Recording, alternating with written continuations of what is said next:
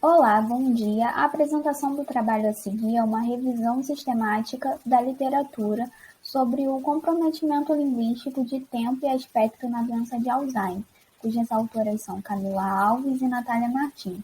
Esse trabalho foi orientado pela Adriana Martins e co-orientado pelo Jean Gomes.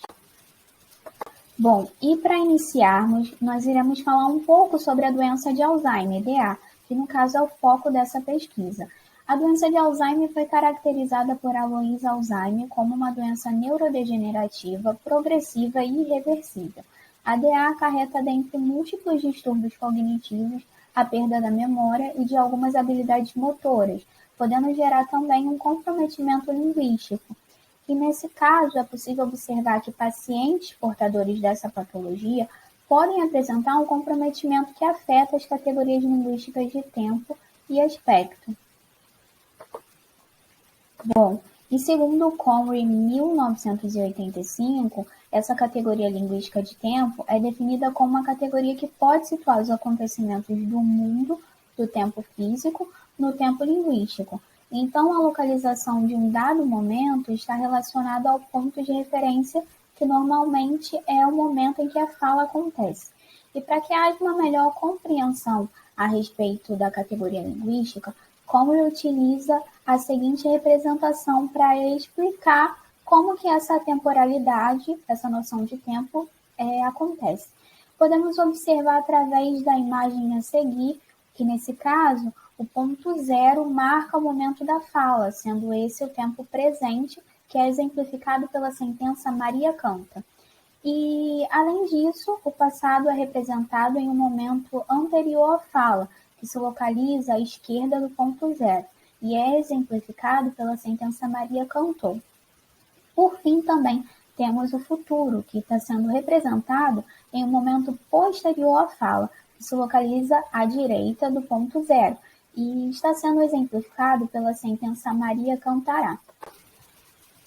Bom, e de acordo com Conway, em 1976, o aspecto pode ser classificado de duas formas, semântico e gramatical. Sendo assim, o aspecto semântico está relacionado aos traços semânticos aspectuais relacionados à raiz do verbo, aos adjuntos e aos argumentos.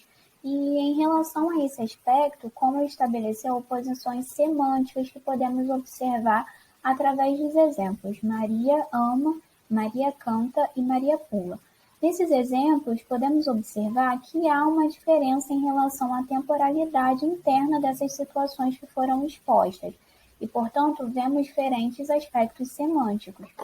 Já o aspecto gramatical, que é o foco desse trabalho, é aquele que pode ser veiculado pelos itens gramaticais presentes na sentença, como, por exemplo, a morfologia verbal. A partir disso, de acordo com esse autor, podemos dividir o aspecto gramatical em dois aspectos básicos, sendo esses perfectivo e imperfectivo. E além desses, como ele também trata de um outro aspecto, que pode ser realizado ou não. Mas quando é realizado, é conjuntamente ao perfectivo ou imperfectivo, sendo este aspecto o aspecto perfect. Bom, o perfectivo refere-se à descrição de um evento sem que haja distinção nas diferentes fases que o compõem.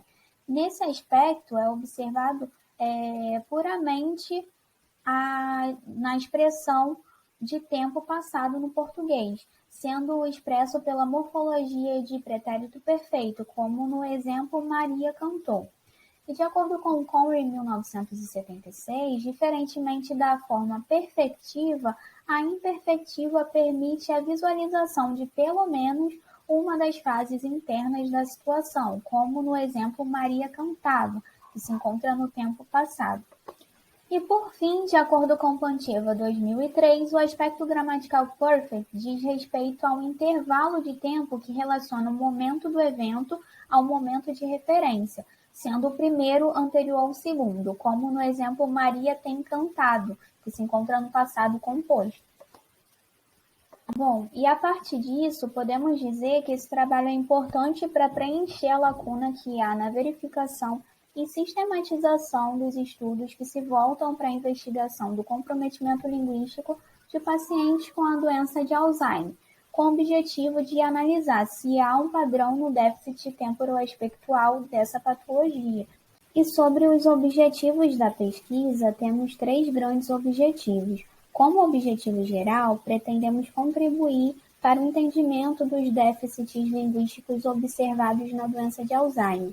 E como objetivos específicos, pretendemos contribuir para o levantamento dos estudos que se voltam para o exame de tempo e aspecto e descrever o comprometimento de tempo e aspecto em pacientes diagnosticados com a doença de Alzheimer falantes nativos de diferentes línguas.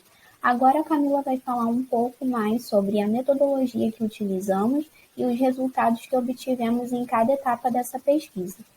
Bom, para empreender essa pesquisa, nós utilizamos como metodologia uma revisão sistemática da literatura, que consiste num processo de busca, análise e descrição de um dado conhecimento científico com o objetivo de alcançar respostas às questões específicas.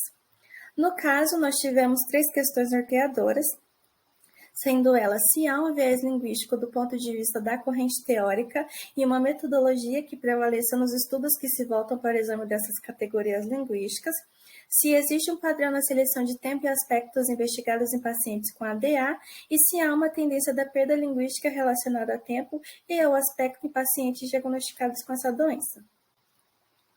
A busca pelos manuscritos foi feita a partir dos seguintes descritores: comprometimento linguístico de tempo e aspecto na doença de Alzheimer, déficit linguístico de tempo e aspecto na doença de Alzheimer, flexão verbal na doença de Alzheimer e morfologia verbal na doença de Alzheimer, que foram pesquisadas em português, francês, espanhol e inglês nas plataformas PubMed, Google Acadêmico e Cielo.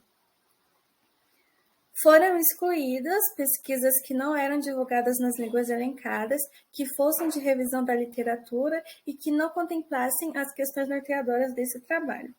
Essa exclusão se deu em 3 momentos, sendo o primeiro a análise do título. Então, os títulos que não deixassem claro o que estávamos procurando eram excluídos, depois a leitura do abstract e, por fim, a leitura completa dos manuscritos. A partir dessa metodologia, nós conseguimos a média de 19.421 manuscritos e desses conseguimos excluir 19.114 pela leitura do título. Depois, excluímos 203 pela leitura do abstract e, por fim, ficamos com 104 artigos para a leitura completa. Dado esse grande quantitativo de artigos, nós fizemos o recorte dos que foram publicados nos últimos 10 anos, então de 2012 até 2022, e a partir desse recorte nós conseguimos 50 artigos. Da leitura completa desses 50 artigos, nós observamos que apenas 6 eram relacionados ao que estávamos buscando. Então, em relação aos resultados do perfil dos pacientes investigados nesses 6 artigos, nós observamos que 3 eram falantes nativos de língua portuguesa, 2 falantes nativos de grego e 1 bilíngue grego-italiano. Em relação ao estágio da doença, nós observamos que 2 eram referentes ao estágio leve da doença, 1 o estágio moderado e 3 não especificavam.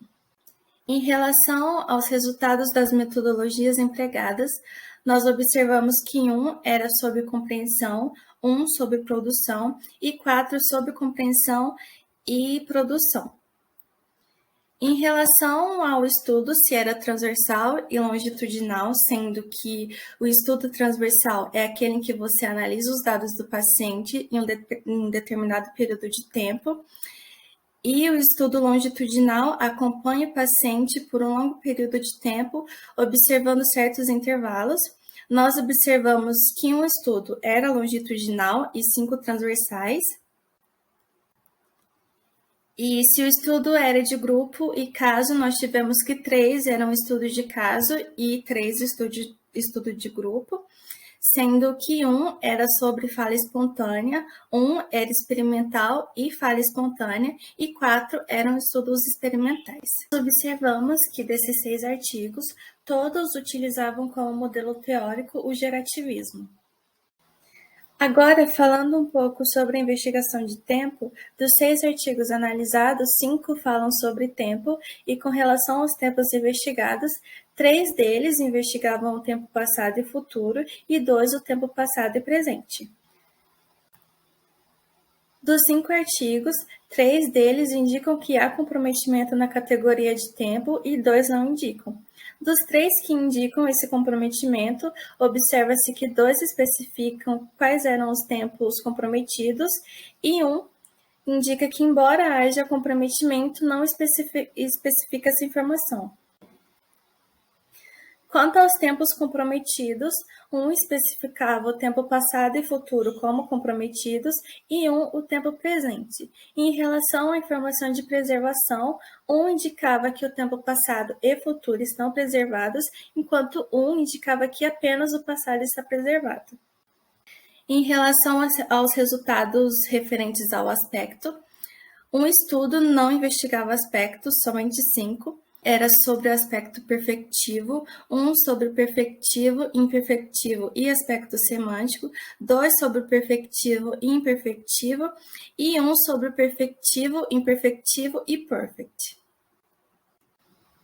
Desses 5 artigos, 2 não especificam aspecto comprometido, apenas 3, e desses que especificam, 1 diz respeito ao aspecto perfectivo, imperfectivo e aspecto semântico, 1 diz respeito ao aspecto imperfectivo e perfect, e 1 sobre o aspecto perfectivo e imperfectivo. Em relação de aspecto preservado, nós tivemos que 1 era sobre o aspecto perfectivo como preservado na doença de Alzheimer. A partir desses resultados, nós concluímos que há um equilíbrio na realização de estudos de grupo e caso, há prevalência na realização de estudos transversais, há priorização da avaliação conjunta da compreensão e da produção, onde a corrente teórica predominante é a gerativista, há prevalência de estudos transversais, e o tempo passado é o mais investigado, junto com os aspectos perfectivo e imperfectivo também sendo mais investigados. Não é possível aferir se há uma tendência na perda linguística de tempo e aspecto, tendo em vista a vasta quantidade de resultados encontrados. O aspecto gramatical tem tido como comprometido na maioria dos estudos que tratam dessa categoria. E o aspecto imperfectivo foi descrito como comprometido em todos os estudos que especificavam o valor aspectual prejudicado. A discussão que levantamos a partir disso, em relação aos estudos de tempo, é que não há uma concordância entre diferentes estudos quanto à existência de um comprometimento temporal e não há concordância nos estudos aferidos quanto ao tempo que esteja prejudicado. Acerca dos estudos de aspecto, nós temos que o aspecto gramatical perfect é menos investigado, há apenas evidências da preservação do aspecto perfectivo, há estudos que indicam que o perfectivo está preservado e outros que indicam seu comprometimento, diferentemente do aspecto imperfectivo, e o aspecto semântico é menos investigado que o aspecto gramatical. Sobre os nossos passos futuros, nós temos a ampliação da pesquisa para investigação de estudos publicados antes de 2012, o desenvolvimento de um estudo experimental que abarque a investigação de diferentes tempos e aspectos, incluindo o aspecto semântico, para verificar as combinações temporoaspectuais mais comprometidas na doença de Alzheimer. Essas aqui são as nossas referências, os nossos contatos, e obrigada.